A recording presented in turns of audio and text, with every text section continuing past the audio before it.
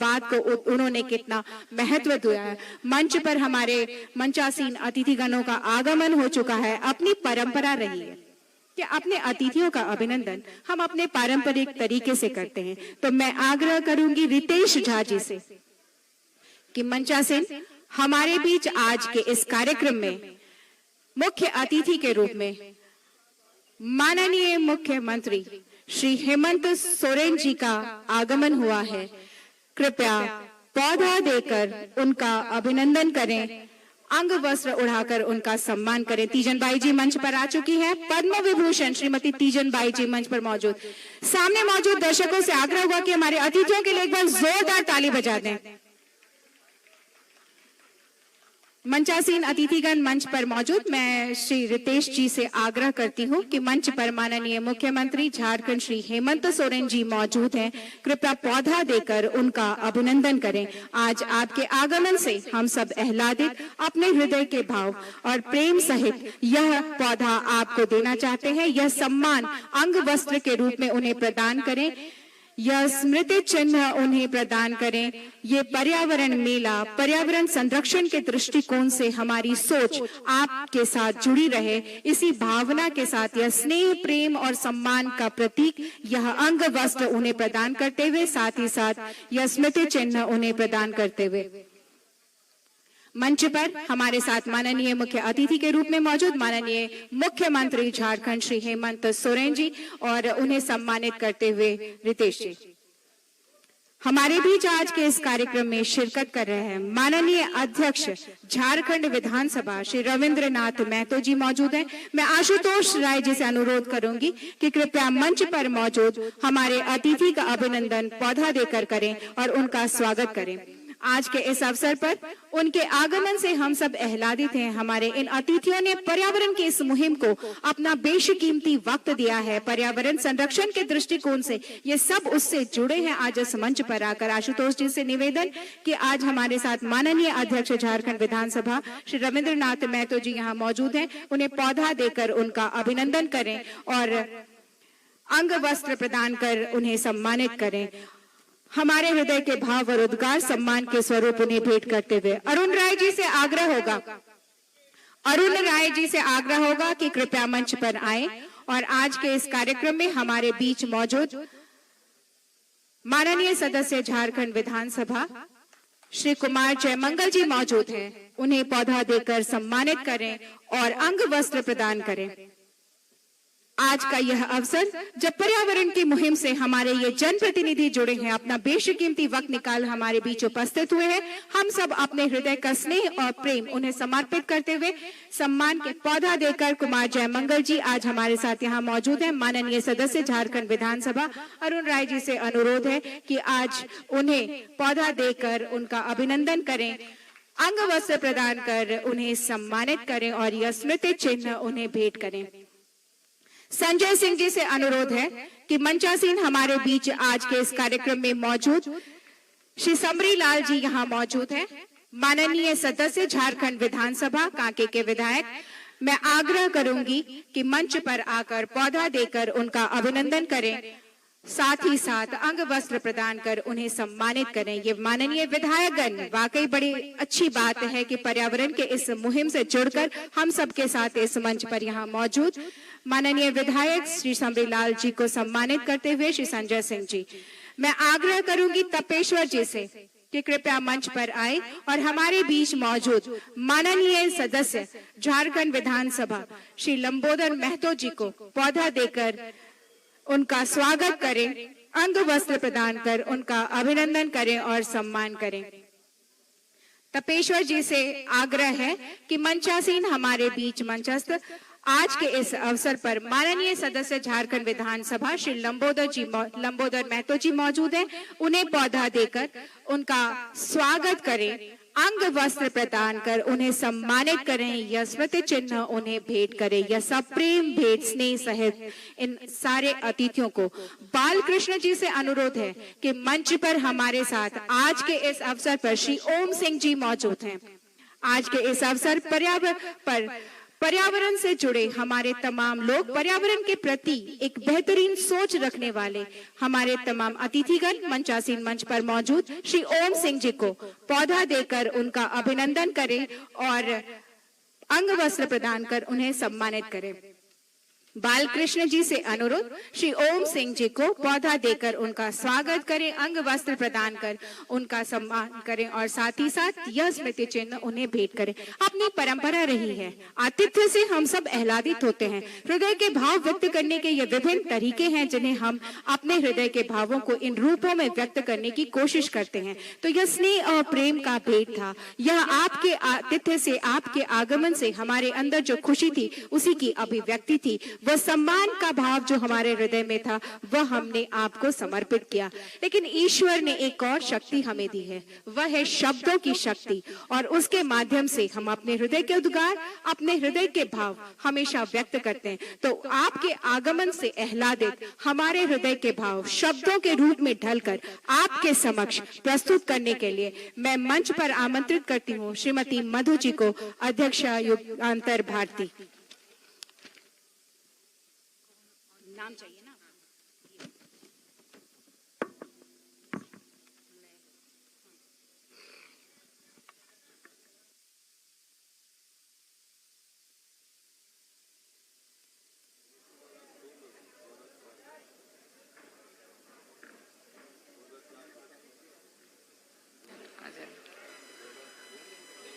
पर्यावरण मेला 2023 के समापन समारोह के मुख्य अतिथि और झारखंड सरकार के लोकप्रिय मुख्यमंत्री श्री हेमंत सोरेन जी का मैं तहे दिल से स्वागत करती हूँ। देश और दुनिया में झारखंड राज्य की पहचान इसकी प्राकृतिक विविधता, जलवायु और इसके गर्भ में छिपे प्राकृतिक संसाधनों के कारण है।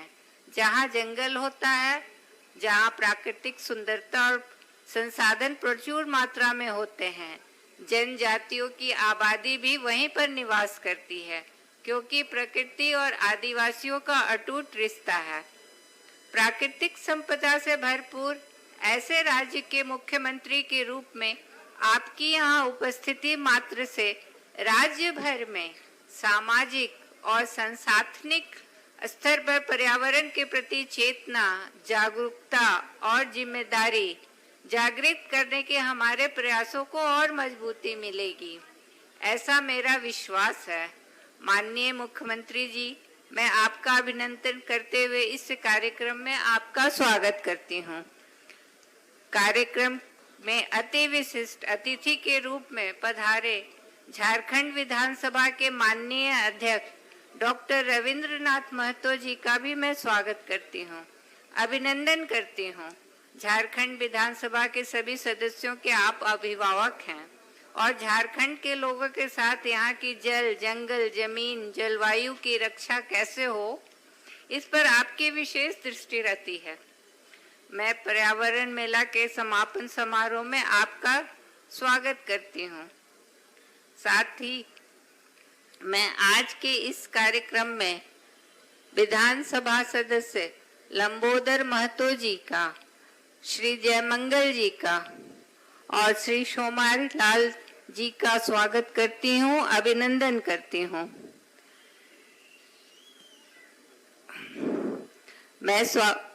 इसके साथ ही मैं स्वागत करती हूँ ओम सिंह जी का, उनका अभिनंदन करती हूँ। वो पर्यावरण से के मामले में बहुत ज़्यादा जानकारी रखते हैं और हम लोग के बहुत ही पुराने परिचित हैं और इस कभी भी हम लोग के कार्यक्रम में हमेशा ही उपस्थित रहते हैं। मैं स्वागत करती हूँ जमशेदपुर पूर्व के माननीय विधायक और झारखंड सरकार के पूर्व मंत्री श्री सरजू राय जी का। झारखंड में पर्यावरण के क्षेत्र में आपके प्रयासों से हम सब परिचित हैं, खास तौर पर दामोदर और स्वर्णरेखा जैसी नदियों की स्वच्छता और अविरलता बनाए रखने और सारंडा के प्राचीन एवं एशिया के सबसे बड़े पर्णपाती वनों और उसके नीचे दबे प्राकृतिक संसाधनों के संरक्षण और संवर्धन के आपके प्रयासों को देश भर में सराहा गया है। साथ ही ऐसे प्रयासों में लगी सामाजिक संस्थाओं को भी आपसे प्रेरणा और मार्गदर्शन मिलता रहा है। मैं आज के इस कार्यक्रम में आपका हार्दिक स्वागत और अभिनंदन करती हूँ। पद्म विभूषण श्रीमती तीजन बाई जी को देश में ही नहीं बल्कि पूरी दुनिया में किसी परिचय की जरूरत नहीं है। पांडवानी कला से पूरी दुनिया को परिचित कराने वाली पद्म विभूषण कलाकार श्रीमती तीजन बाई के आने से हमारा यह मंच गौरवान्वित हुआ है। इससे हमारे समापन समारोह कार्यक्रम की शोभा में 4 चांद लग गए हैं। मैं युगांतर भारती नेचर फाउंडेशन और इसकी सभी सहयोगी संस्थाओं की ओर से आपका तहे दिल से स्वागत और अभिनंदन करती हूँ। साथ ही मैं स्वागत करती हूँ युगांतर भारती, दामोदर बचाओ आंदोलन, नेचर फाउंडेशन, स्वर्ण रेखा क्षेत्र विकास ट्रस्ट और सेव सारंडा कैंपन जैसी हमारी सहयोगी संस्थाओं के साथियों का, जो इस कार्य में अपना मूल्य सहयोग दे रहे हैं। और कई ने तो पिछले 10 दिनों से लगातार इस पर्यावरण मेला को सफल बनाने के लिए दिन रात एक कर दिया है। उनका मैं स्वागत करती हूँ। एनएसएस के वॉलंटियर्स जिन्होंने पर्यावरण मेला के सफल और सुचारू आयोजन में अपना योगदान दिया है, उनका भी मैं स्वागत करती हूँ। मैं स्वागत करती हूँ उन सभी सम्मानित लोगों का जो लंबे समय से हमारे अभियानों और हमारे कार्यक्रमों के सहयोगी और सहभागी रहे हैं। आपके बिना इतना बड़ा कार्यक्रम आयोजित करना संभव नहीं हो पाता। इसके साथ ही मैं स्वागत करती हूँ इस कार्यक्रम में पधारे सभी अतिथियों का। आपकी उपस्थिति से आज इस कार्यक्रम की शोभा बढ़ी है और पर्यावरण की रक्षा के हमारे संकल्पों को बल मिला है। मैं स्वागत करती हूँ प्रेस मीडिया के भाइयों और बहनों का।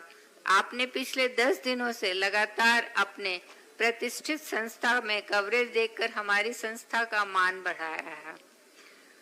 मैं धन्यवाद देती हूँ और अभिनंदन भी करती हूँ पिरामिड फैबकॉन इवेंट वालों का, जिन्होंने पूरे पंडाल की व्यवस्था संभाल रखी है। मैं स्वागत करती हूँ पर्यावरण मेला के संयोजक डॉक्टर M.K. जमुआर जी, सह संयोजक डॉक्टर ज्योति प्रकाश, आशीष शीतल मुंडा का, नेचर फाउंडेशन के ट्रस्टी श्री संजय सिंह का, श्री निरंजन सिंह का, खादी बोर्ड के पूर्व अध्यक्ष श्री जयनंदू जी का, श्री धर्मेंद्र तिवारी जी का। मैं विशेष रूप से स्वागत करती हूँ इस कार्यक्रम को सफल बनाने में हमारी संस्था से जुड़े सभी स्वयंसेवक एवं स्वयं सेविकाओं का। एक बार फिर मैं आप सबका बहुत बहुत अभिनंदन और स्वागत करती हूँ।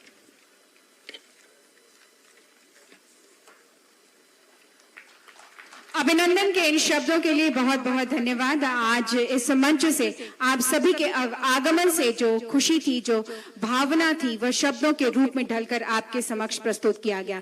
लेकिन एक और भावना है जिस उद्देश्य के साथ इस पर्यावरण मेले का आयोजन हुआ है, बहुत बड़ी दूर की सोच के साथ इस मेले का आयोजन है, जिसमें प्रकृति को जीवित रखने की जरूरत है, जल और जलवायु को भी जीवित रखने की जरूरत है। जल, जंगल, जमीन के साथ जुड़ा हुआ यह जीवन कैसे सुरक्षित रहे। लेकिन क्या थी मंशा, क्या थी सोच और क्यों किया गया इसका आयोजन, इस विषय पर रोशनी डालने के लिए मैं उन्हें बुलाना चाहूंगी जिनके मेहनत से, जिन्होंने सोच समझकर और इस दिशा में सारे महत्वपूर्ण कार्य कर लोगों को इकट्ठा किया है। इतनी मशक्कत के बाद इस मेले का आयोजन किया है। मैं मंच पर आमंत्रित करना चाहती हूँ अंशुल जी को, आयोजन सचिव पर्यावरण मेला, जिन्होंने इस आयोजन को सफल बनाया। पर्यावरण मेला 2023 के समापन समारोह में मंच पर उपस्थित हमारे मुख्य अतिथि, राज्य के लोकप्रिय एवं यशस्वी मुख्यमंत्री माननीय श्री हेमंत सोरेन जी, अति विशिष्ट अतिथि के रूप में उपस्थित माननीय विधानसभा अध्यक्ष डॉक्टर रविन्द्रनाथ महतो जी, जमशेदपुर पूर्वी के माननीय विधायक हमारे अभिभावक श्री सरयू राय जी, पद्म विभूषण सम्मान से अलंकृत और विश्वव्यापी ख्याति रखने वाली लोक कलाकार श्रीमती तीजन बाई जी, माननीय विधायक लंबोदर महतो जी, माननीय विधायक समरी लाल जी, माननीय विधायक कुमार जयमंगल जी, मंच पर और मंच के सामने उपस्थित हमारे सम्मानित सभी अतिथिगण और सभागार में उपस्थित आमंत्रित अतिथियों का अभिनंदन और जोहार। कार्यक्रम की शुरुआत करते हुए मैं 10 दिनों तक चले इस मेला के बारे में विषय प्रवेश करा रहा हूं। इससे पहले पहली बार वर्ष 2018 में पहला पर्यावरण मेला लगा था, जो कि रांची के ही आर्डरे हाउस में लगा था। 2019 में लोकसभा और विधानसभा चुनाव के कारण और उसके बाद कोरोना वायरस की महामारी की वजह से पर्यावरण मेला को स्थगित करना पड़ा था। इस वर्ष पर्यावरण मेला का यह 2.0 वर्जन है और हमारी कोशिश है कि यह मेला प्रतिवर्ष आयोजित हो, ताकि पर्यावरण को लेकर लोगों के मन में एक समझ बने, एक रुचि पैदा हो। पर्यावरण की बात अक्सर या तो सभा सेमिनारों में होती है या टेक्स्ट बुक में होती है, या फिर सरकारी एजेंसियां एनवायरनमेंट से जुड़े लोग लॉज या कानूनों को इन्फोर्स कराती हैं। पर्यावरण संरक्षण के क्षेत्र में जन सहभागिता बहुत कम है, इसलिए हमने सोचा कि पर्यावरण मेला के माध्यम से एक ऐसी चेतना, एक ऐसी जागृति लाई जाए जो पर्यावरण के संबंध में लोगों को उनके सबकॉन्शियस माइंड में एक गुड प्रैक्टिस को सक्रिय करने में सहायक बने। आज पर्यावरण मेला का अंतिम दिन है और पहले दिन से आज तक की गतिविधियों के बारे में मैं आपको संक्षेप में बता रहा हूं, ताकि आप समझ सकें कि इस मेला का उद्देश्य और इसके पीछे की सोच क्या है। पर्यावरण मेला का उद्घाटन पिछले माह के 22 तारीख को हुआ था। उद्घाटन समारोह की अध्यक्षता झारखंड उच्च न्यायालय के माननीय न्यायमूर्ति डॉक्टर SN पाठक ने की थी। मुख्य अतिथि के रूप में माननीय वित्त मंत्री डॉक्टर रामेश्वर उरांव जी उपस्थित थे। अति विशिष्ट अतिथि के रूप में विधायक श्री CP सिंह, विकास आयुक्त श्री अरुण कुमार सिंह, CCL के CMD श्री PM प्रसाद की गरिमाई उपस्थिति रही। उस दिन मुख्य आकर्षण के रूप में बनारस घराने का शहनाई वादन का कार्यक्रम हुआ था। 23 फरवरी को द ब्लू प्रिंट एवं क्लाइमेट चेंज विषय पर राज्य स्तरीय चित्रांकन एवं निबंध प्रतियोगिता का आयोजन किया गया था। इसके अलावा उस दिन पुरलिया छऊ नृत्य कार्यक्रम का भी आयोजन हुआ था।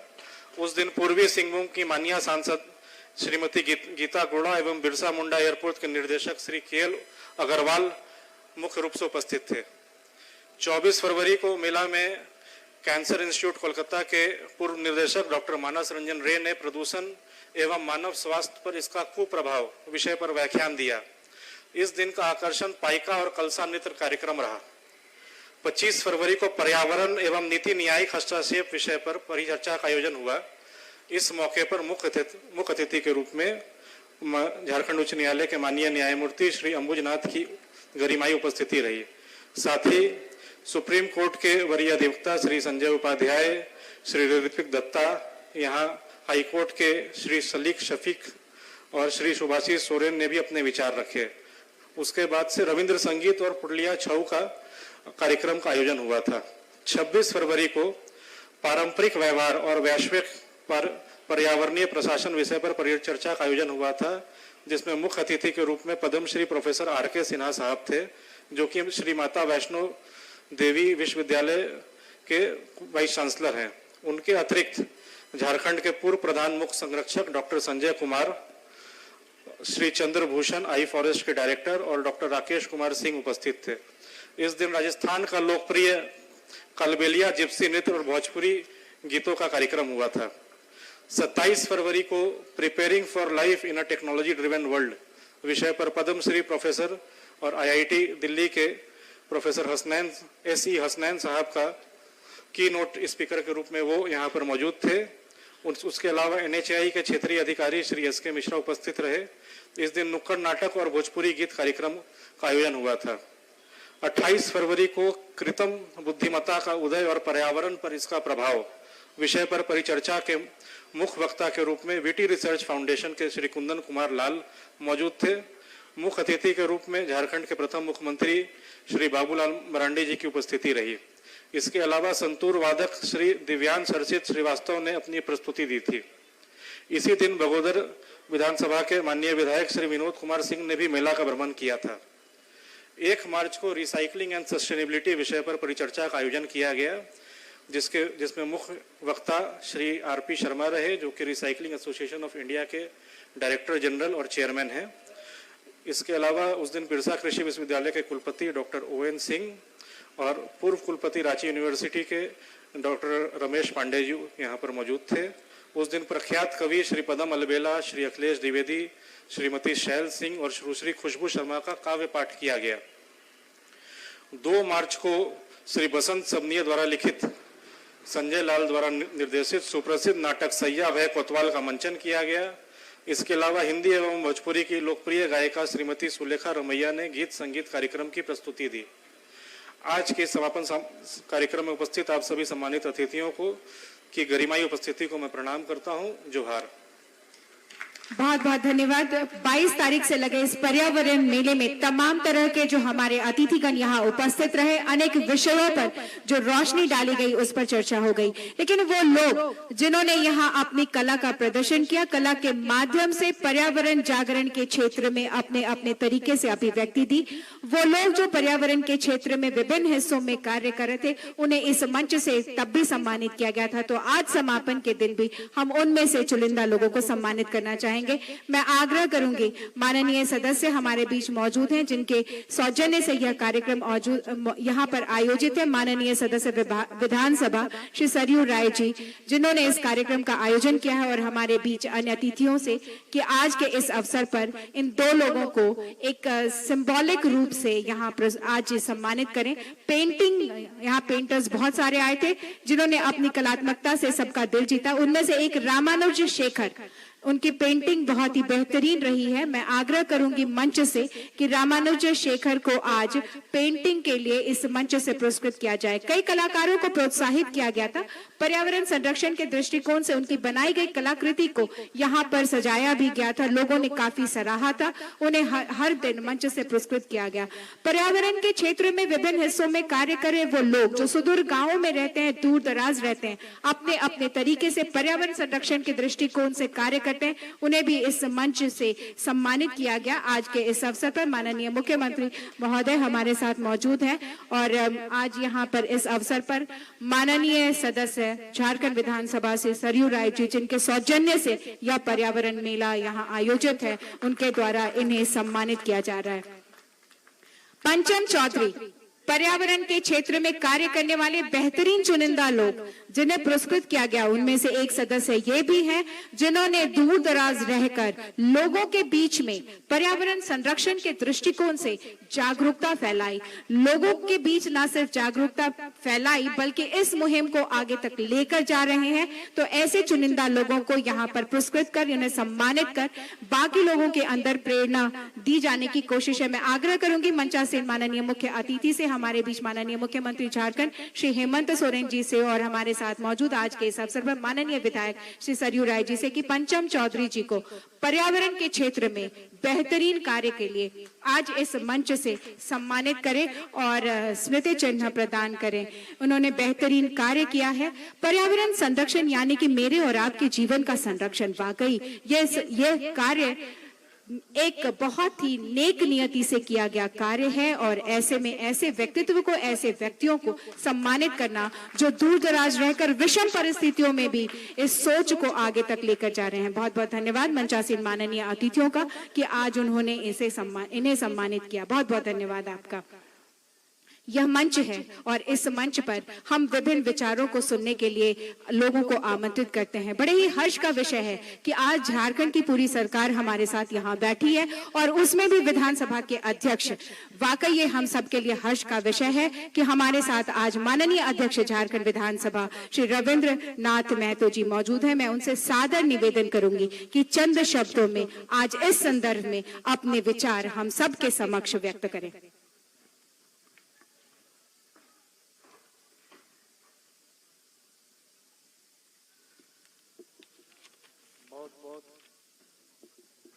धन्यवाद।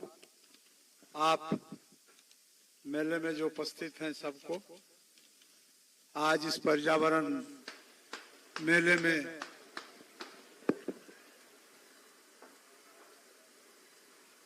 पर्यावरण मेला की समापन समारोह यानी विदाई की बेला में इस मंच पर उपस्थित हमारे झारखंड राज्य के लोकप्रिय और दूरदृष्टि रखने वाला माननीय मुख्यमंत्री हेमंत सोरेन जी,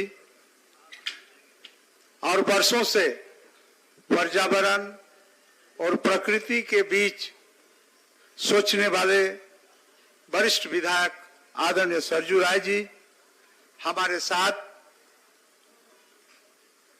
बेरमो के युवा विधायक जयमंगल जी, हमारे यहाँ के लोकप्रिय विधायक माननीय समरी लाल जी, डॉक्टर लंबोदर महतो जी, तीजन बाई जो पद्म भूषण प्राइज से विभूषित हैं,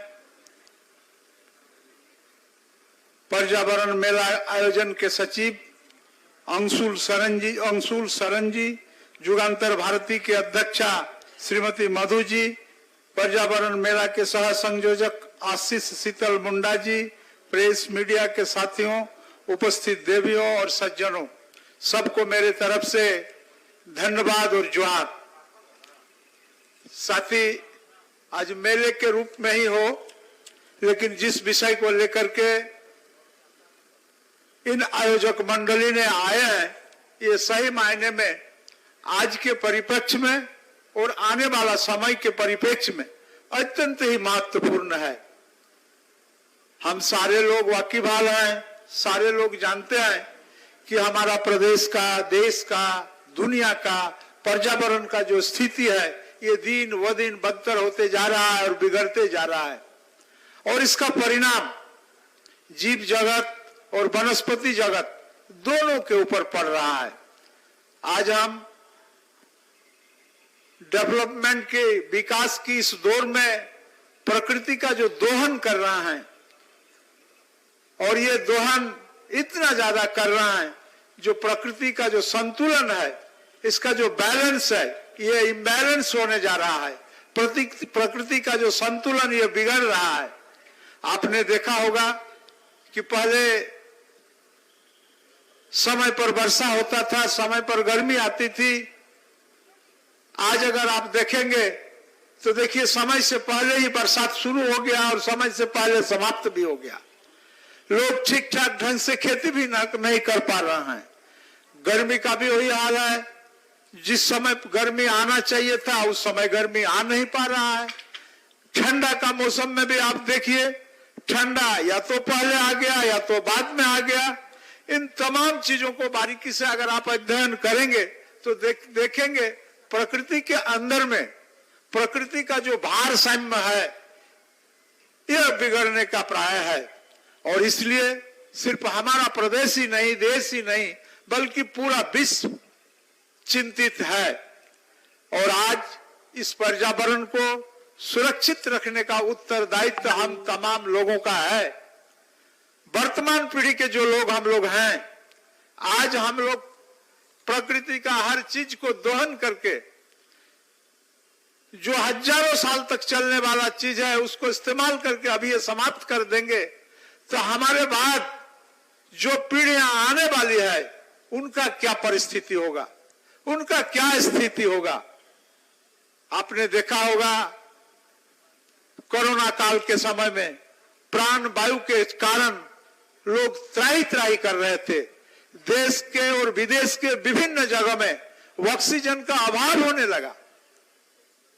हमारा राज्य इससे उबर करके, हमारे माननीय मुख्यमंत्री जी मेहनत करके इन प्राण वायु का व्यवस्था किए और अपना प्रदेश के लोगों को बचाने के साथ साथ दूसरे प्रदेश और दूसरे जगह भी इस प्राण वायु को भेजने का काम किए और बचाने का काम किए। इसी तरह से आज नदी, नाला, पहाड़, पर्वत, सारे चीज पर अतिक्रमण भी हो रहा है, और सिर्फ एक स्पेसीज, सिर्फ मानव के द्वारा तमाम चीजों पर क्षति पहुंचाए जा रहा है। जंगल कटे जा रहा है, पहाड़ तोड़े जा रहा है, बड़े बड़े चट्टानों को टुकड़ों में, हजारों हजार टुकड़ों में बदल करके रख दिए जाते हैं। इन तमाम विषय का जो प्रकृति के साथ रिलेशन है, प्रकृति के साथ जो संपर्क है, प्रकृति के साथ जो संबंध है, ये बिगड़ रहा है। और ये बिगड़ने के चलते आज हम विभिन्न तरह के कैलामिटीज से जूझ रहे हैं। आपको स्मरण होगा कि आज से 50 साल पहले, 100 साल पहले लोग स्वास्थ्य लाभ करने के लिए रांची में रहने के लिए आते थे। हमको लगता है आज 100 साल पहले जितने सारे लोग स्वास्थ्य लाभ के लिए रांची आते थे, आज हमको लगता है कि उसके प्रतिशत में बहुत ज्यादा प्रतिशत घट गया है। बहुत चंद लोग ही रांची आया करते हैं। इसका मतलब साफ है कि उस समय रांची का जो परिवेश था, आज वह परिवेश रांची के अंदर में नहीं रहा। इसलिए लोग स्वास्थ्य लाभ के लिए रांची नहीं आ रहे हैं। इसलिए इस मेले के माध्यम से इस महत्वपूर्ण विषय को हम तमाम लोगों को जानकारी देने के लिए हमारे इस आयोजक मंडली ने जो इस आयोजन का काम किया है, निश्चित रूप से ये सराहने के लोग हैं। अथक मेहनत करके आपको आने वाला समय के लिए पर्यावरण बिगड़ने से क्या क्या प्रभाव पड़ेगा, प्रकृति में क्या क्या परिवर्तन आने वाला है, क्या क्या चेंजेज होने वाला है, तमाम विषयों को बारे में आपको जानकारी देने का काम किया। और हम समझते हैं अगर काल का पर्यावरण को अगर सुरक्षित रखना होगा तो आज से ही हम तमाम लोगों को सतर्क होने का जरूरत पड़ेगा। अगर आज से हम सतर्क नहीं हुए, पर्यावरण के हर विषय वस्तु को हम अगर उस तरह से उपभोग करना प्रारंभ कर दिए तो हम समझते हैं कि जो 200 साल के बाद जो चीज होने वाला था वह हम लोग अपने जीवन काल में ही उस विषय पर हम लोग भोगने के लिए तैयार रहेंगे। इसलिए हर हाल में सिर्फ रांची इस कैपिटल टाउन में पर्यावरण के बारे में जागरूक कर देने से ही नहीं चलेगा। इस विषय और इस भावना को लेकर के हमको गांव देहात तक जाना पड़ेगा। मैं आपसे एक बात का साझा करना चाहता हूं कि हम लोग बचपन में डोभा का पानी पीते थे, कुआं का पानी पीते थे। उसके बाद डोभा कुआं के जगह स्थान ले लिया चापाकल। आज चापाकल का भी पानी नहीं पीते हैं। और आज ऐसे परिस्थिति है कि बहुत सारे वैसे लोग हैं जो पानी का बोतल लेके चल रहे हैं। अगर इसी तरह पर्यावरण असंतुलित होते रहेगा तो वह समय दूर नहीं कि आप घर से निकलेंगे और ऑक्सीजन का सिलेंडर लेकर के आपको बाहर जाना पड़ेगा, ताकि उसमें सांस प्रश्वास लेने में भी आपको दिक्कत होगा। इसलिए साथी, इस पर्यावरण का जो ये संतुलन है, इस संतुलन के बारे में हम तमाम लोगों को जागरूक होना होगा। और जितना कम से कम दोहन से, प्रकृति का दोहन से हमारा काम चल जाए, उतना ही काम हमें करना पड़ेगा। और हम लगातार वृक्षों की कटाई, बालू का उठाव, पहाड़ पर्वत को तोड़ने का काम अगर हम करेंगे तो मैं समझता हूं इस पर्यावरण प्रकृति का जो ये संतुलन है, ये संतुलन बिगड़ने की संभावना है। और आने वाला समय में सिर्फ मानव जगत को नहीं बल्कि संपूर्ण जीव जगत के सामने एक संकट उत्पन्न हो जाएगा। इसलिए साथी, मैं धन्यवाद देता हूं कि समिति के तमाम लोगों को जो समय रहते आप हम जैसे लोगों को पर्यावरण के बारे में जागरूक करने का काम किए। इसलिए मैं इन्हें धन्यवाद देता हूं। और विशेष करके आप तमाम लोग मेला देखने के क्रम में पर्यावरण के बारे में जो आज बैठ करके एक दूसरे से संपर्क स्थापित करने का काम किए, इसलिए आप तमाम श्रोताओं को भी मैं अपने तरफ से ढेर सारे शुभकामनाएं और धन्यवाद देता हूं। अंत में आप तमाम लोगों को जोहार करते हुए मैं अपना संक्षिप्त वाणी को समाप्त करता हूं। जय हिंद, जय झारखंड, जोहार जन्म दिशा। बहुत बहुत धन्यवाद आपका। जिस प्रकार हमारे लिए जल, जंगल, जमीन जरूरी है, जलवायु जरूरी है, वातावरण जरूरी है, पर्यावरण जरूरी है, उसी तरह एक स्वस्थ समाज भी जरूरी है। और उस स्वस्थ समाज की नींव कहीं ना कहीं हम सब मानते हैं कि हमारे पारंपरिक गीत, संगीत और नृत्य से जुड़ा हुआ है। हमारी लोक संस्कृति, हमारे लोक नृत्य हमें जीवंत बनाए रखते हैं और साथ ही साथ खुशहाल बनाए रखते हैं इस पर्यावरण को और हमारे जीवन को। ऐसे में हम सब के लिए अपार हर्ष हर्ष का विषय है और हम सब आह्लादित हैं कि आज हमारे बीच एक ऐसी कलाकारा यहाँ मौजूद हैं जिन्होंने न सिर्फ इस राज्य का, राष्ट्र का, बल्कि अंतर्राष्ट्रीय पटल पर यहाँ की संस्कृति का भी एक परचम लहराया है। तो आज इस मंच पर हमारे साथ मौजूद है पद्म विभूषण श्रीमती तीजन बाई जी। मैं माननीय मुख्यमंत्री झारखंड श्री हेमंत सोरेन जी से आग्रह करूंगी कि ये झारखंड राज्य का सौभाग्य है कि पांडवानी का जो गायन है वह सबको सुनने का मौका मिलेगा और एक पद्म विभूषण गायिका हमारे बीच मौजूद है, तो इन्हें स्मृति चिन्ह प्रदान करें। आज इनका सम्मान इस मंच पर हो। इनका सम्मान कला का सम्मान है, कला की देवी, यह कला की प्रतिरूप प्रतिमूर्ति हमारे साथ मौजूद है और बड़ा ही बेहतरीन लाजवाब इनका गीत और संगीत है जिसने वाकई भारतवर्ष के यहाँ की लोक संस्कृति को अंतर्राष्ट्रीय मंच पर पहचान दिलाया। तो आज इनके आगमन से हम सब आह्लादित। बड़ा अच्छा लगता है देखकर जब राज्य का मुखिया अपने कलाकार को सम्मानित करने के लिए अपना स्थान छोड़ उसके पास चला आता है, क्योंकि कलाकार के पास है क्या, उसकी कला, उसकी प्रतिभा, और उसे चाहिए क्या, बस थोड़ा सा सम्मान। तो अगर राज्य का मुखिया स्वयं चलकर आए, उसे वह सम्मान प्रदान करे, तो वह कलाकार अभिभूत हो जाता है। वैसे ही हमारी आम जनता भी अभिभूत हो गई कि आपने एक कलाकार को उसका मान दिया, आपने उस कलाकार को उसका सम्मान दिया। और हमारे बीच आज के इस कार्यक्रम में हमारे बीच एक युवा मुख्यमंत्री मौजूद हैं जिनके संघर्षों की गाथा हम सब हमेशा से जानते हैं। दुमका की जमीन से पनपी हुई इनकी राजनीति जहां युवावस्था से शुरू हुई थी, आज युवावस्था में ही बहुत कम समय में उन्होंने राज्य के मुखिया के पद को हासिल किया। लेकिन ये इतना सहज नहीं था, ये इतना सरल नहीं था, क्योंकि कठिन संघर्षों का जनजीवन से निकलकर तप कर जिस तरह आग में सोना निखरता है, वैसे ही कोई व्यक्तित्व निखर कर हमारे समक्ष होता है। और ये बात सही है कि तूफान भी वहां जिद पे होती, तूफान भी वहां हार जाती हैं जहां कश्तियां जिद पे होती हैं।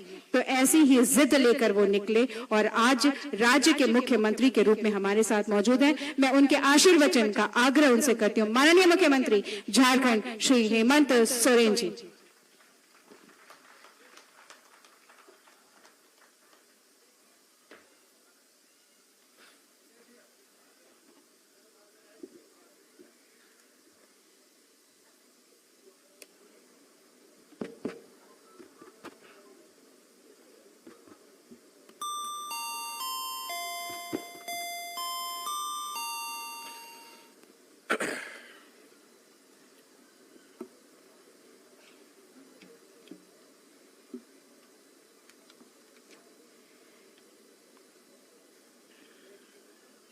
आज यहाँ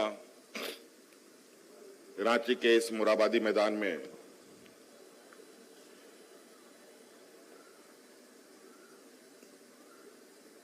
युगांतर भारती की तरफ से पर्यावरण मेला का आयोजन हुआ है।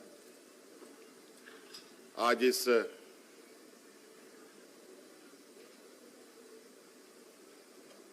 समापन कार्यक्रम में हमें आने का मौका मिला है।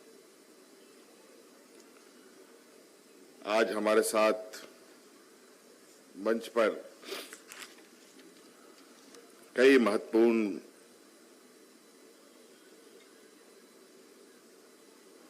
गणमान्य अतिथि लोग हैं, जिनमें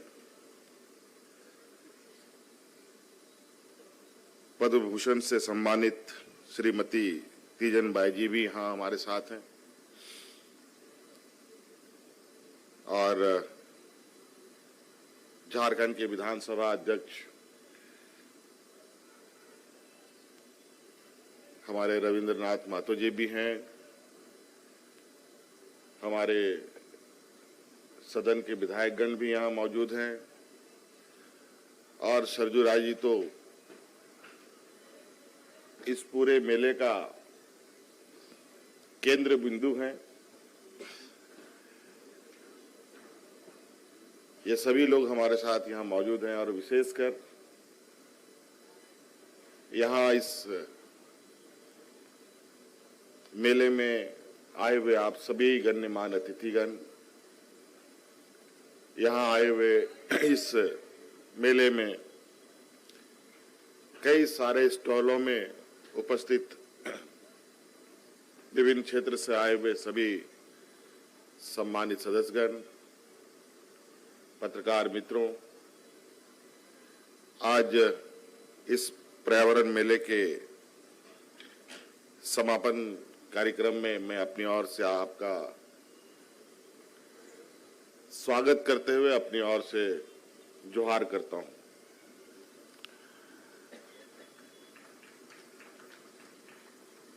पर्यावरण मेला है। मेले कई तरीके के लगते हैं।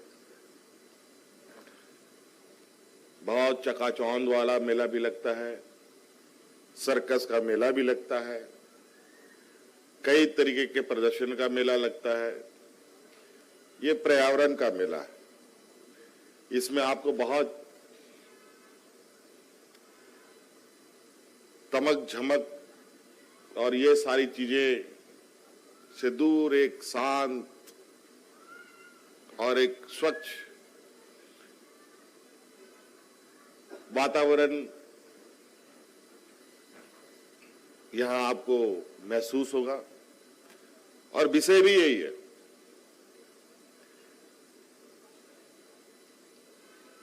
और शायद यही वजह है कि यहां पर हम लोगों को कई मेले में जाने का मौका मिला है। चलने के लिए, पैर रखने के लिए जगह नहीं मिलता, इतने लोगों का भीड़ होता है। लेकिन कई ऐसे जगह भी है जहां लोग आते हैं तो कुछ मन में सोच कर आते हैं, उस मेले के थीम से जुड़ी हुई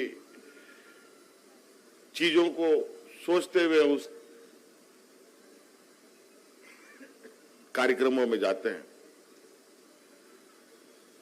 मैं ऐसे ऐसे कार्यक्रमों में भी गया हूं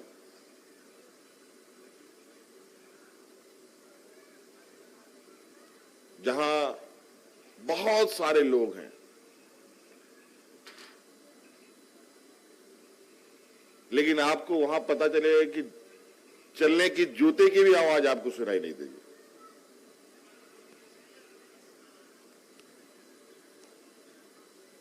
तो अलग अलग तरीके के कार्यक्रम आयोजित होते हैं, लेकिन आज झारखंड में विशेषकर कई बार आदरणीय सरजू राय जी ने पर्यावरण को लेकर कई पहल भी किया है। कितना सफल हुए, कितना सफल नहीं हुए, ये बात की है। लेकिन जिस पर्यावरण को लेकर एक मुहिम इन्होंने चला रखा है, ये बड़ी बात है।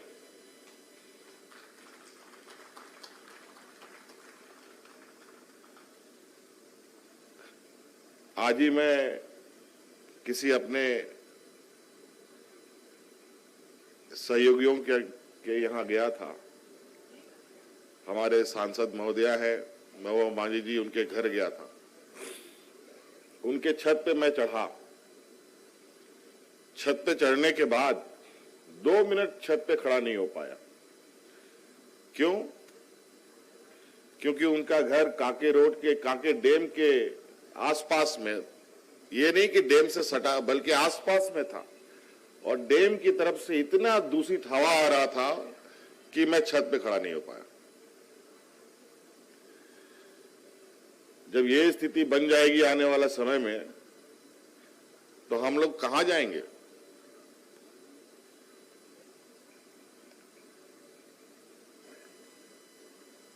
अभी मैं राय साहब को बोल रहा था कि माननीय स्पीकर साहब जी बोल रहे हैं कि एक समय हम लोग चूहा का पानी पीते थे, डोभा का पानी पीते थे, उसके बाद हम लोग चापाकल का पानी पीने लगे, अब लोग बोतल का भी पानी पीने लगे हैं, नल से पानी पीने लगे हैं। मैं इनको कह रहा था कि मुझे लगता है कि जो चूहा और डोभा का पानी पी रहे थे, मुझे लगता है कांके डैम का पानी से ज्यादा पानी अच्छा चूहा और डोभा का पानी था। इतनी बदबू आ रही थी। हमने भी नदी का चूहा का पानी पिया है, डोबा का पानी पिया है, ऐसी बात नहीं है, उसका भी अनुभव हमें है। लेकिन ये नौबत ना आए कि आज कांके डैम जैसे पानी को रिसाइकिल करके हमें पीना पड़े, और वो भी कितने अच्छे तरीके से रिसाइकिल होती है, वो भी कितनी केमिकल उसमें डलते हैं। आज वही नतीजा है कि आज हर चीज में मिलावटी है, हवा में है, पानी में है, खाने में है। नतीजा बीमारियों से ग्रसित पूरा देश दुनिया हो पड़ा है।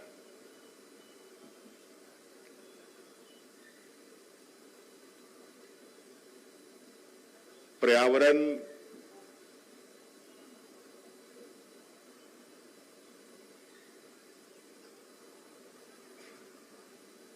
एक ऐसा क्षेत्र है, अगर ये इसको नुकसान हुआ तो ये समझिए इसको नुकसान नहीं, आप खुद को, हम अपने आप को नुकसान कर रहे हैं। मुझे जहां तक याद है 90 के दशक से पहले रांची में पंखों के हुक नहीं हुआ करते थे। 90 के दशक के बाद से यहां पर पंखों के हुक लगने शुरू हुए। तो आप अंदाजा लगाइए कितनी तेजी से पर्यावरण पर आघात हो रहा है। आज जो भी नीति निर्धारक लोग हैं, चाहे हम हो, चाहे भारत सरकार हो, चाहे जिला प्रशासन हो, चाहे व्यक्तिगत रूप से हम खुद एक आम नागरिक होने के नाते भी, अगर इस बात को नहीं हम लोगों ने समझने का प्रयास किया और संकल्प लिया कि ठीक है हम दामोदर नदी नहीं साफ कर सकते, लेकिन पर्यावरण को लेकर व्यक्तिगत रूप से भी हम कोई ना कोई, छोटा नहीं बड़ा नहीं, कुछ ना कुछ अपना योगदान जरूर दे सकते हैं।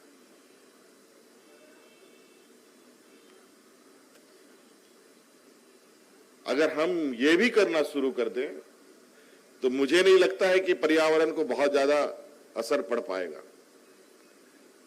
एक तरफ से लोग जिस तरीके से सिर्फ और सिर्फ नुकसान करने में लगे हैं, उसकी भरपाई कैसे हो,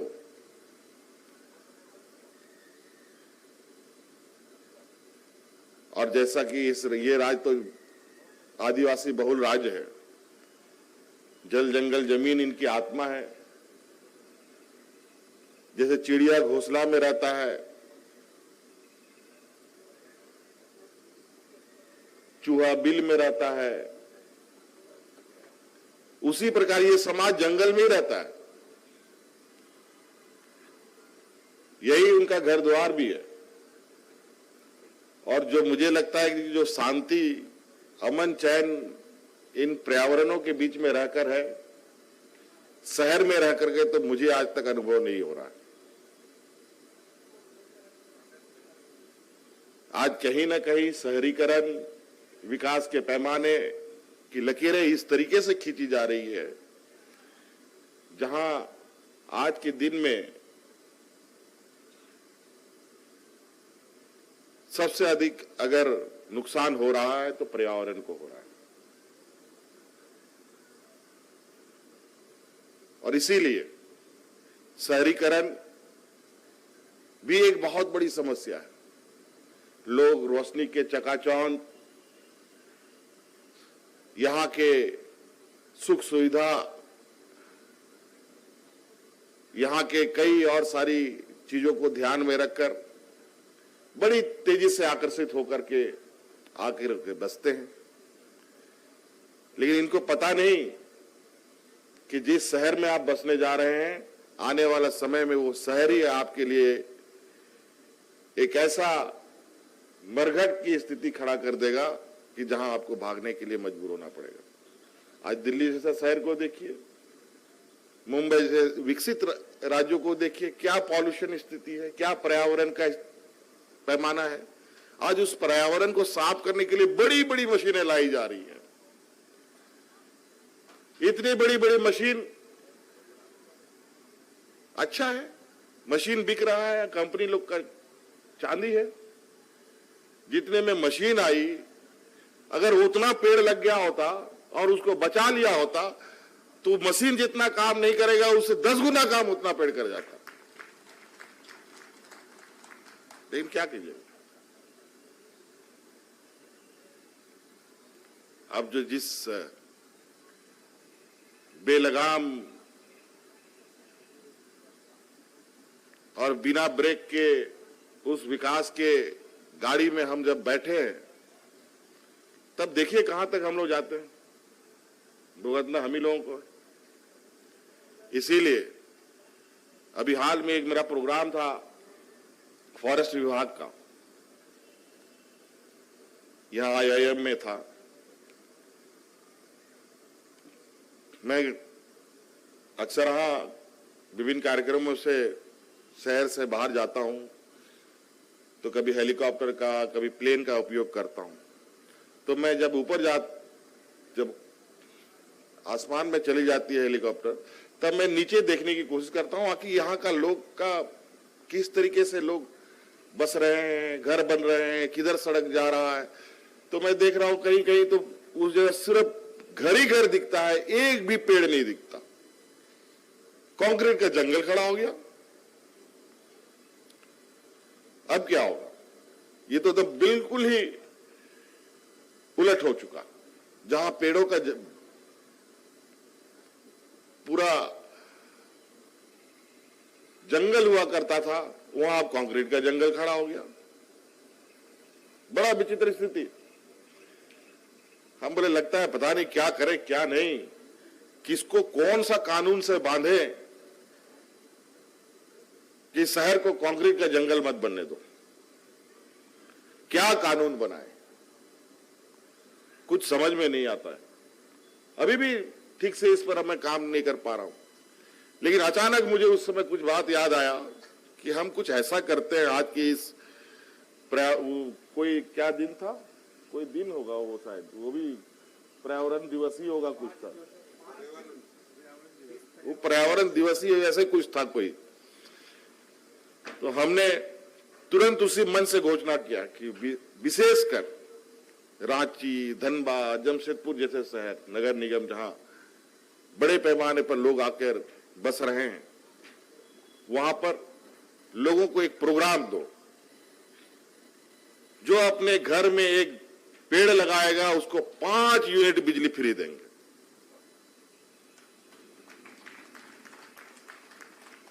लगाओ 25 पेड़ लगाओ, 50-100 यूनिट फ्री पाओ। जितना पेड़ लगा सको आप।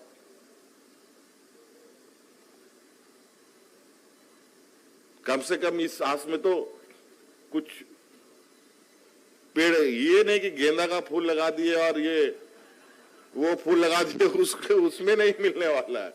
कोई पेड़ हो अच्छा, आम का हो, पीपल का हो, नीम का हो, करंज का हो, ये सब लगाओ।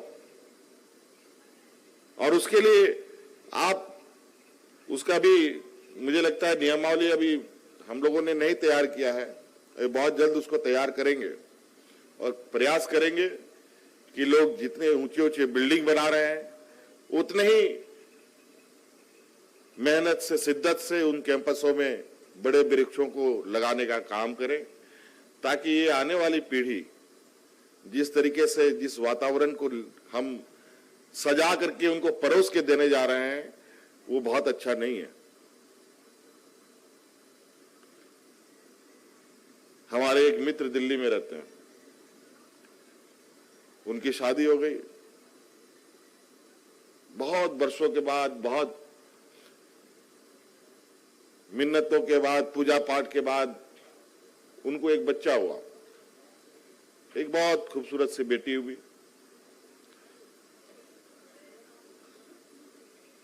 आप विश्वास नहीं करेंगे, वो बच्ची जन्म होने के साथ वो ऐसे बीमारी से ग्रसित हो गई कि उनके माता पिता को डॉक्टरों ने कहा कि उसको जितनी जल्दी हो सके दिल्ली के वातावरण से बाहर रखो।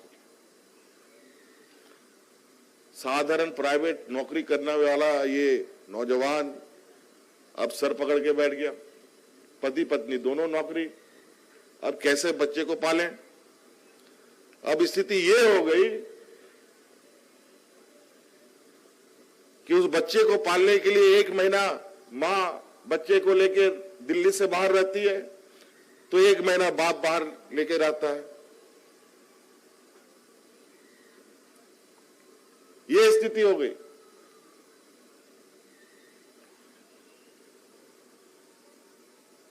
अब हमारे तक भी ये बात आई, तब अब इसका क्या कर सकते हैं।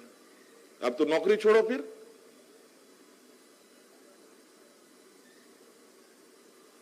बहुत ज्यादा समय की बात नहीं है, मुझे लगता है 1.5-2 साल पहले की ये बात है। तो इसलिए ये खतरे से खेलने के बराबर जैसा ये काम हो रहा है।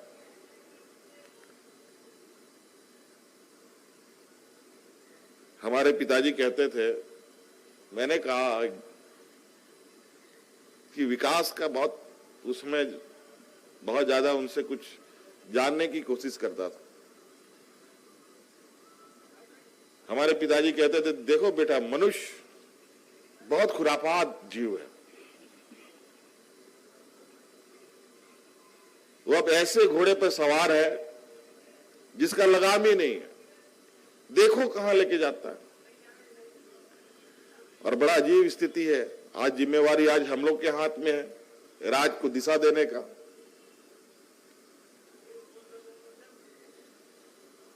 और इसमें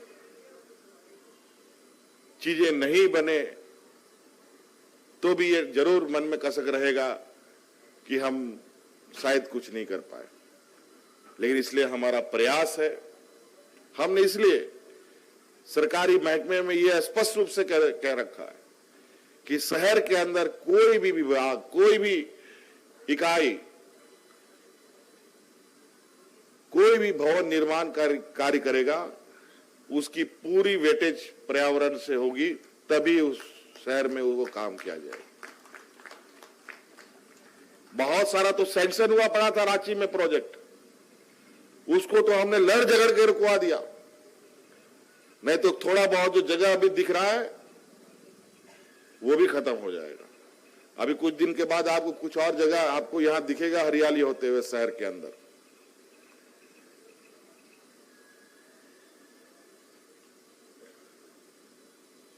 अजीब सी स्थिति हो गई है।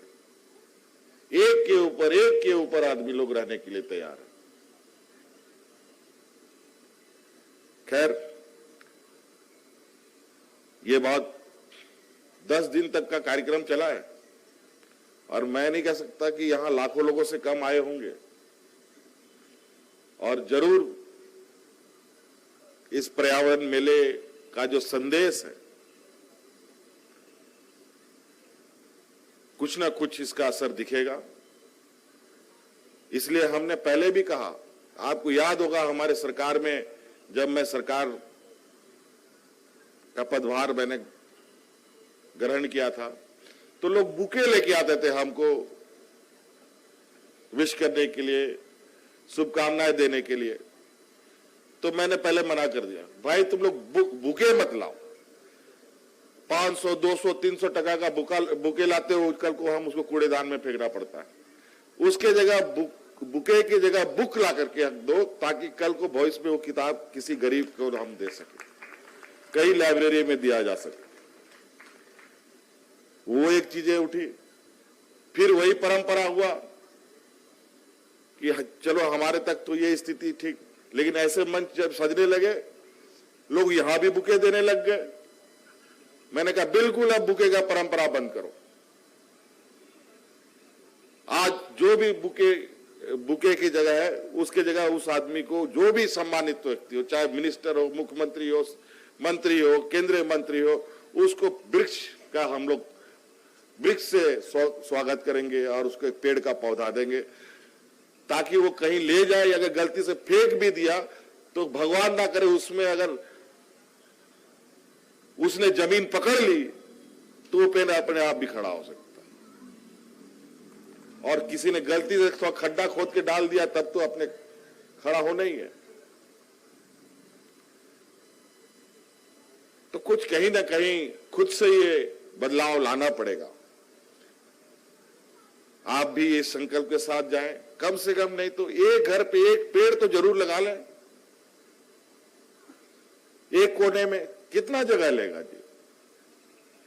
अभी पतझड़ के सावन में पतझड़ के समय ही थोड़ा पत्ता गिरेगा और क्या होगा?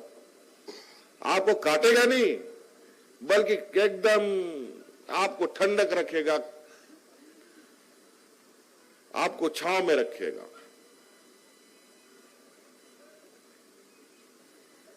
इसीलिए मैं पेड़ काटने के बिल्कुल विरोध में रहता हूं।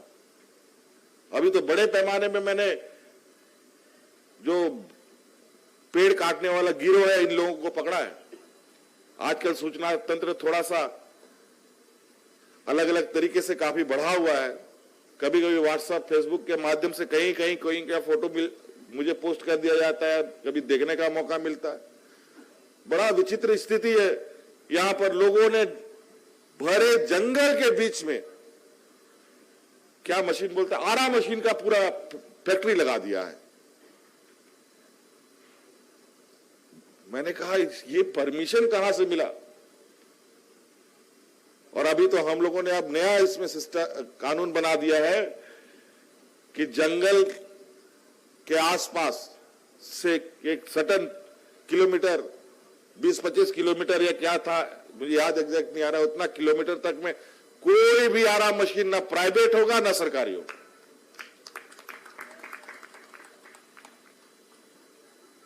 सरकार में भी बहुत छेद है।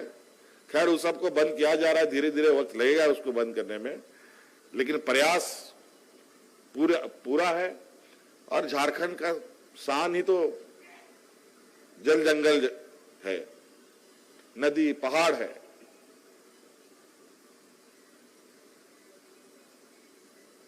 अभी मैं बूढ़ा पहाड़ गया था,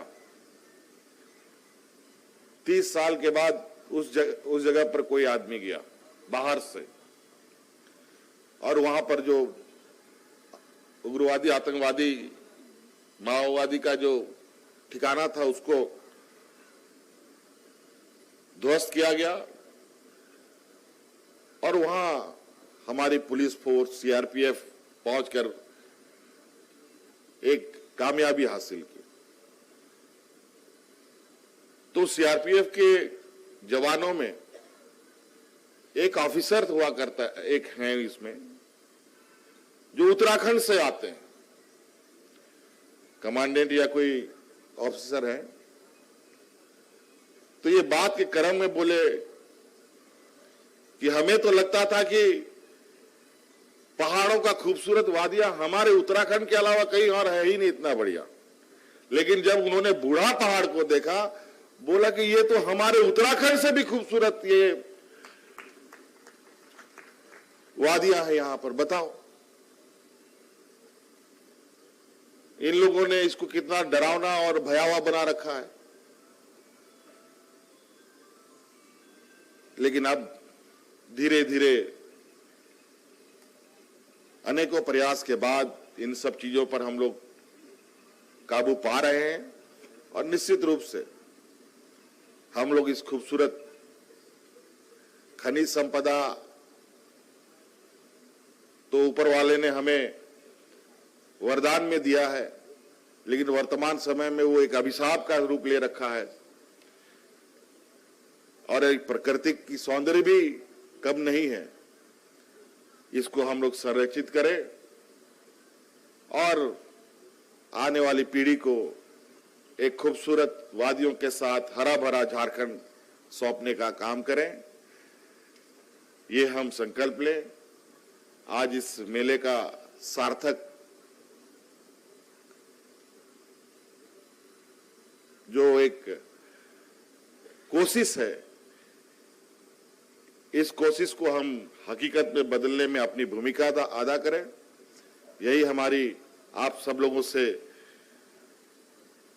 अनुरोध होगा। आप सब लोग इस मेले में आए, बहुत बहुत धन्यवाद। इन्हीं बातों के साथ मैं अपनी बातों को समाप्त करता हूं। सबको जोहार। बहुत बहुत धन्यवाद आपका। और आज क्या कहा जाता है कि अंत भला तो सब भला, जिस सोच के साथ इस पर्यावरण मेले की शुरुआत की गई थी और आज उस सोच को मूर्त रूप देने के लिए हमारे बीच राज्य के मुखिया यहाँ मौजूद थे और उनके इस उद्बोधन से हम सब के अंदर एक एहसास जगा है कि आने वाले वक्त में पर्यावरण संरक्षण के दृष्टिकोण से वन संपदा से परिपूर्ण और प्रकृति की अनुपम छटा बिखरी हुई इस राज्य को एक नई गति मिलेगी। लेकिन इस मुहिम को जिसने आगे बढ़ाया, उन्होंने एक सोच के साथ कि मैं तो अकेला ही चला था जाने बे मंजिल, मगर लोग मिलते गए और कारवां बनता गया। और वह कारवां यहाँ आ पहुंचा है कि एक मेले का स्वरूप धारण कर हमारे समक्ष प्रस्तुत है। लेकिन उस व्यक्तित्व को रुकने के लिए कि ना तो हम कह सकते हैं ना वो रुक सकता है, क्योंकि किसी परिंदे से हम उनकी तुलना कर सकते हैं। उन्होंने कुछ शुरुआत की, कुछ हासिल किया, लेकिन अभी भी बहुत कुछ हासिल करना है। तो इतना ही कह सकती हूँ कि खोल तो पंख मेरे, कहता है परिंदा, अभी और उड़ान बाकी है, जमी नहीं है मंजिल मेरी, अभी पूरा आसमान बाकी है। और वो सदस्य हैं माननीय सदस्य झारखंड विधानसभा श्री सरयू राय जी। मैं उन्हें आमंत्रित करती हूँ उनके अध्यक्षीय संबोधन के लिए इस पर्यावरण मेले के समापन सत्र में। पर्यावरण मेला में उपस्थित आप सभी भाइयों बहनों, बच्चों, मंच पर आसीन माननीय मुख्यमंत्री जी, माननीय विधानसभा अध्यक्ष जी, माननीय हमारे साथी विधायकगण, आदरणीय तीजन बाई जी, माननीय मुख्यमंत्री जी के सहयोगी, प्रेस मीडिया के साथियों, अध्यक्षीय संबोधन में जिन बातों का उल्लेख मुझे करना था, माननीय मुख्यमंत्री जी ने बड़ी कायदे से उन सभी बातों को आपके सामने रख दिया है। मैं केवल 2 मिनट में माननीय मुख्यमंत्री जी से निवेदन करना चाहूंगा कि आपने जिन बातों को कहा, पर्यावरण मेला का उद्देश्य वही है। दुनिया भर में क्लाइमेट चेंज की बात हो रही है, ग्लेशियर पिघल रहे हैं, समुद्र का जल स्तर बढ़ रहा है, कई परेशानियां आ रही हैं, बड़े बड़े मेधावी मस्तिष्क वैज्ञानिक शोध कर रहे हैं, देश की, दुनिया की, राज्य की सरकारें इसके लिए भी प्रयास कर रही हैं। परंतु एक फर्स्ट पर्सन सिंगुलर नंबर जिसको कहते हैं, प्रथम पुरुष एक वचन के नाते हम, हमारा परिवार इसके लिए क्या करता है, यह सबसे अधिक महत्वपूर्ण है। और मेला लगाने का प्रयास यही है कि लोग ये समझें कि हमारी भी कोई भूमिका होनी चाहिए। जिस तरह से कहते हैं राम सेतु बनाने में एक गिलहरी ने भूमिका निभाई थी, वैसे ही भूमिका हमारी भी होनी चाहिए। दूसरी बात मैं कहना चाहता हूं कि आज भारत सरकार, कई सरकारें नदियों को साफ करने पर बहुत पैसा खर्च कर रही हैं। मैंने माननीय प्रधानमंत्री से भी कहा था कि सरकारों का जो है दृष्टिकोण है, मेरे जैसे व्यक्ति इससे उल्टा दृष्टिकोण रखते हैं। नदियों को हमने ही माँ कहते हैं और माँ को हमने मैला ढोने वाली मालगाड़ी बना दिया। तो हम ये धीरता न करें कि हम गंगा जी को, दामोदर को, स्वर्णरेखा को साफ कर देंगे, क्योंकि हर मानसून में ये नदियां अपने आप को साफ कर लेती हैं। 4 महीने साफ करती हैं, 8 महीने हम इसको गंदा करते हैं। इसलिए नदी को साफ करने की बात करने के बदले हम इसको गंदा ना करें, और जो गंदा करता है उसको गंदा करने से रोके, ये प्रयास होना चाहिए हमारा। नदी साफ रहेगी, नदी को साफ करने के लिए हम उस पर कृपा क्यों करते हैं। एक बात हम लोगों ने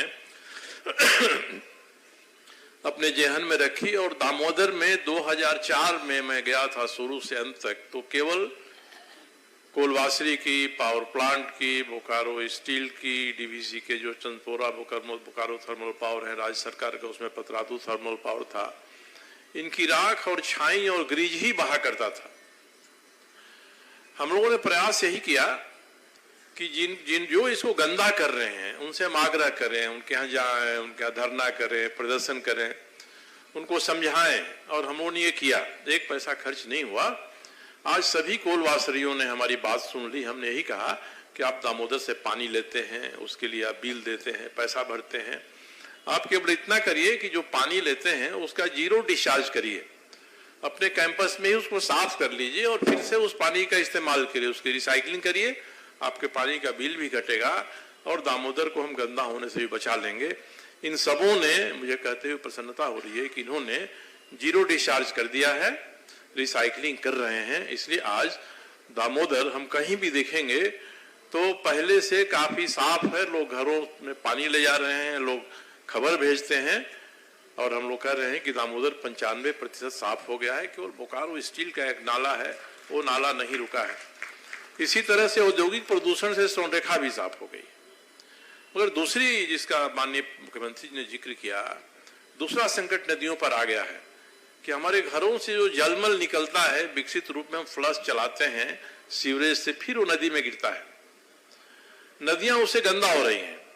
पिछले साल से हमने इस पर मुहिम चला है। भारत सरकार ने, माननीय मुख्यमंत्री जी को पता होगा कि दामोदर पर, रामगढ़ में, फुसरो में, धनबाद में तीन सीवरेज ट्रीटमेंट प्लांट सैंक्शन किया है, उस पर काम होगा।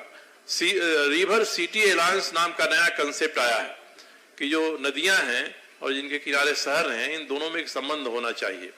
इस पर भी सरकार प्रयास कर रही है।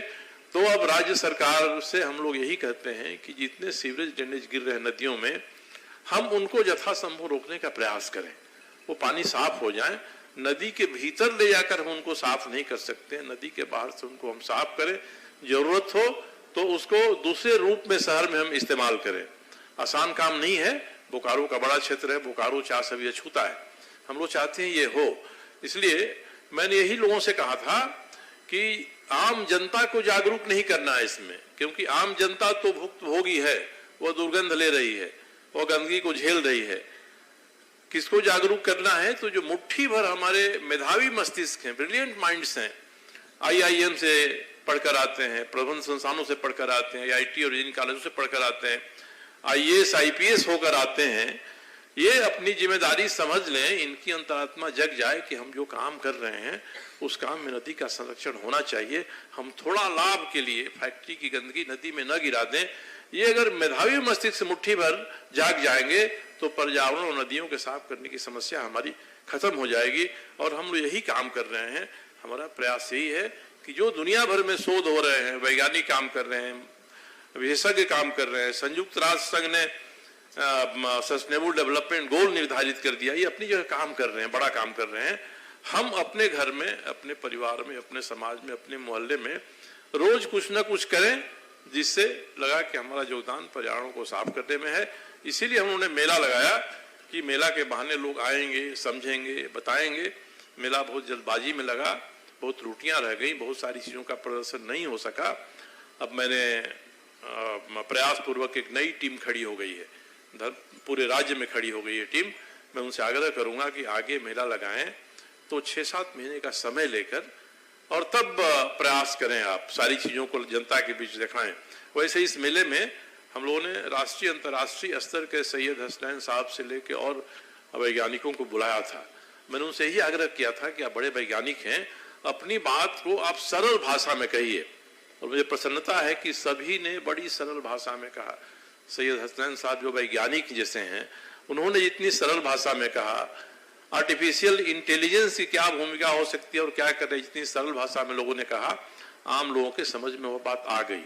मैं प्रयास करूंगा कि उनके सारे वक्तव्यों को हम लोग स्मारिका के रूप में हम उसको प्रकाशित करें, लोगों तक जाए।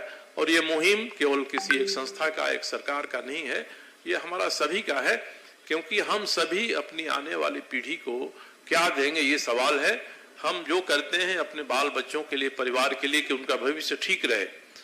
और हम जो देख रहे हैं कि हमको जैसे हमारे पूर्वजों ने जैसा पर्यावरण सौंपा, वैसा पर्यावरण हम सौंप सकेंगे कि गंदा करके पर्यावरण अपनी आने वाली पीढ़ी को सौंपेंगे? हमारे सामने यही सवाल है।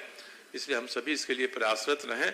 मेला का उद्देश्य यही था। माननीय मुख्यमंत्री जी ने अपने भाषण में इसका ही जिक्र किया और मुझे प्रसन्नता है कि उन्होंने पर्यावरण के बारे में एक समझ विकसित की है।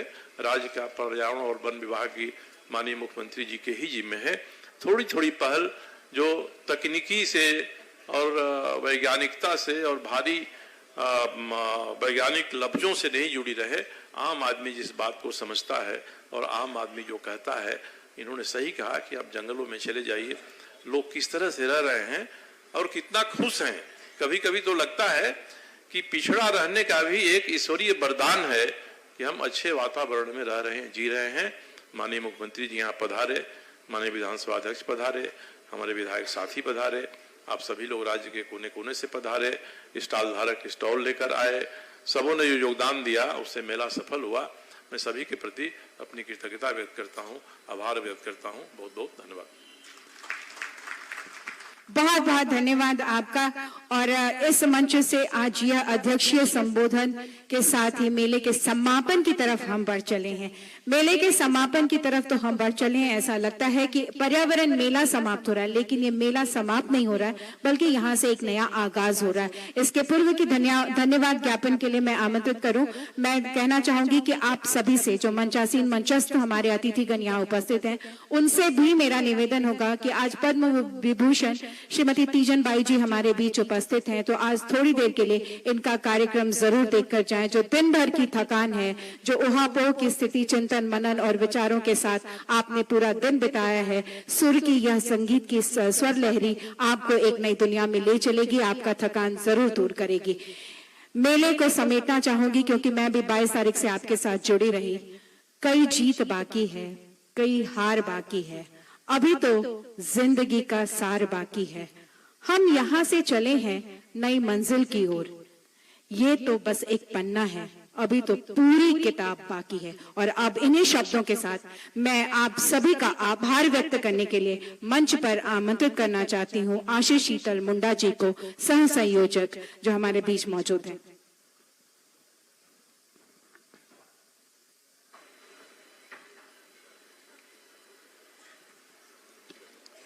बहुत बहुत धन्यवाद। युगांतर भारती नेचर फाउंडेशन के संयुक्त तत्वाधान में आयोजित पर्यावरण मेला का आज 10वां और अंतिम दिन है। आज मेला के समापन समारोह में मंचासीन मुख्य अतिथि एवं झारखंड के युवा और लोकप्रिय मुख्यमंत्री श्री हेमंत सोरेन जी, विशिष्ट अतिथि झारखंड विधानसभा माननीय अध्यक्ष श्री रविंद्रनाथ महतो जी, हमारे अभिभावक, मार्गदर्शक और झारखंड विधानसभा के सदस्य श्री सरयू राय जी, समापन समारोह में सम्मानित अतिथि एवं झारखंड विधानसभा के सदस्य श्री कुमार जयमंगल जी, श्री समरीलाल जी, डॉक्टर लंबोदर महतो जी, पद्म विभूषण से सम्मानित श्रीमती तीजन बाई जी, श्री ओम प्रकाश जी, समारोह में आए डॉक्टर ज्योति प्रकाश जी, युगांतर भारती की अध्यक्षा मधु जी, डॉक्टर रमेश पांडे, धर्मेंद्र जी, जयनंदू जी, सभागार में उपस्थित सभी पदाधिकारीगण, कार्यकर्ता बंधु, शहर के सभी सम्मानित प्रबुद्ध एवं विद्वत जन, सम्मानित माताएं, सम्मानित बहनें, मेरे युवा साथी, एनएसएस के सभी बच्चे, प्रिंट मीडिया के सभी सम्मानित संवाददाता बंधु, छायाकार बंधु और दोस्तों, सभी को बिरसा मुंडा के पुण्य धरती पर साथी फूलो जानो, सिद्धू कानू मुर्मू, शेख भिखारी, बुद्धू भगत सहित गणपत राय, नीलांबर पीताम्बर, आदिवासी के महान नेता मरंग गोम के जयपाल सिंह मुंडा के पावन धरती पर सभी को जोहार करता हूँ, नमन करता हूँ। कार्यक्रम को संबोधन से पहले मैं सम्मानित अतिथियों से निवेदन करूंगा कि हमारे बीच एंकर श्रीमती शशि जी 10 दिनों से लगातार हमारा कार्यक्रम का संचालन कर रही हैं, तो मैं मुख्य अतिथियों से आग्रह करूंगा कि उनको अंग वस्त्र और मोमेंटो देकर सम्मानित करेंगे। सर जी। अच्छा ठीक ठीक है, जय जय जय जय।